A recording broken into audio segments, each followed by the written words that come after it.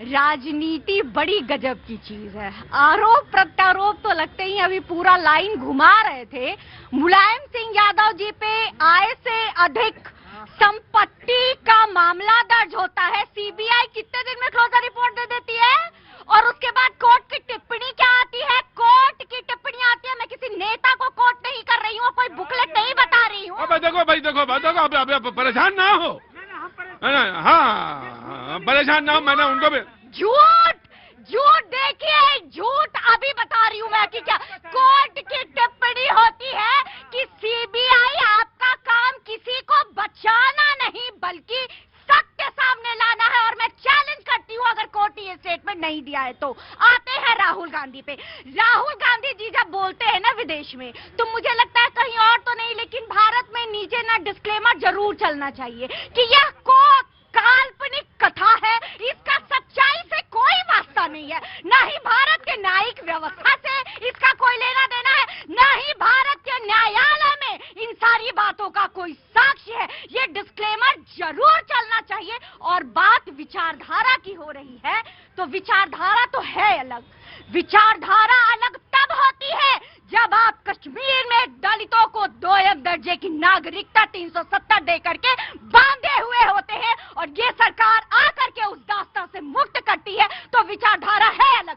विचारधारा है अलग जब आप स्त्रियों के सम्मान के लिए एक सामान्य शौचालय तक की सोच नहीं रखते हैं और सरकार आकर के इज्जत घट देती है तो विचारधारा है अलग। और विचारधारा है अलग जब आप सुप्रीम कोर्ट के निर्णय को अपने तुष्टीकरण की राजनीति के लिए शाहबानों के इसमें पलट देते हैं।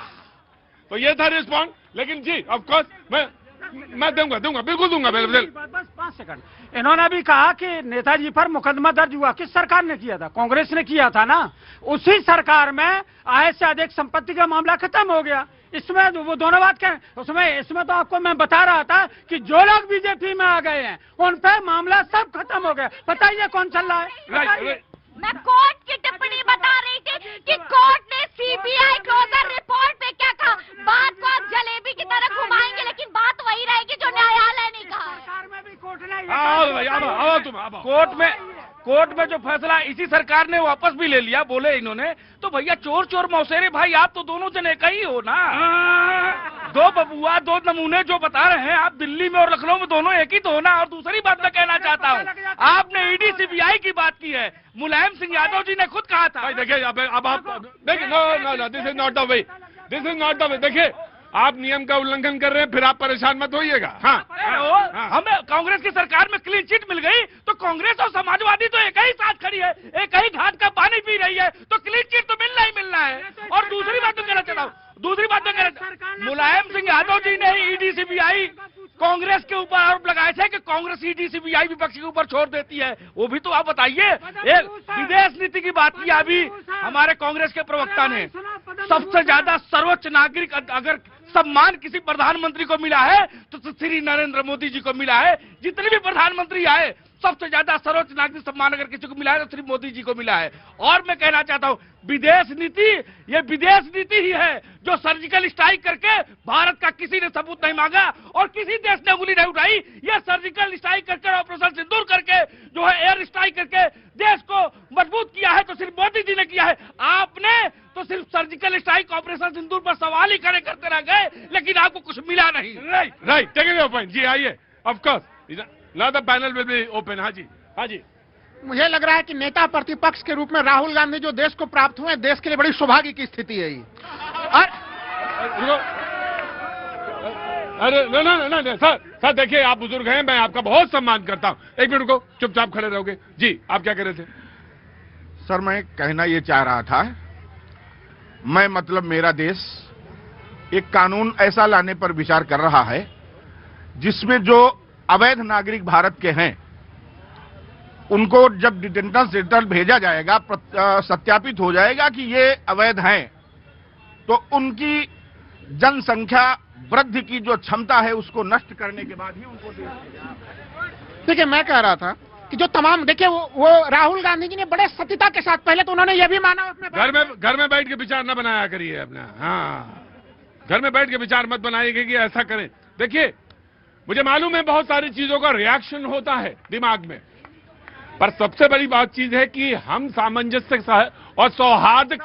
सर अगर मैंने पूरी, सर मैं बाबूजी मैं आपका बहुत सम्मान करता हूं, मैंने पूरी डिबेट में कहीं कोई बात नहीं कही, सिर्फ इतनी बात कही कि समाज में जब सौहार्द बनाने की बात आएगी, सामंजस्य बनाने की बात आएगी, तो आपको भी आगे निकलना पड़ेगा और आपको भी अपना जो दायित्व है वो निभाना पड़ेगा, और ये जरूरी है। अगर 2047 तक आपको सपना पूरा करना है तो ये इन सेंटेंस में नहीं, कहीं कुछ और बातों में सोचना पड़ेगा। जी हाँ, मैं कह रहा था जो बांग्लादेशी हैं, जो बाहर के लोग हैं, वो निश्चित उनका इस देश के संसाधन पर कोई अख्तियार नहीं। यहाँ के संसाधन पर राम अवतार का और अखलाक का दोनों का बराबर अधिकार है, और किसी का नहीं। जी मैं कह रहा हूं कि देखिए, राहुल गांधी जी ने तमाम जो चीजें वो रख रहे हैं, चाहे वो देश के भीतर रखें, चाहे वो विदेशों में रखें, उन्होंने देखिए वो सत्यता को स्वीकार करते हैं।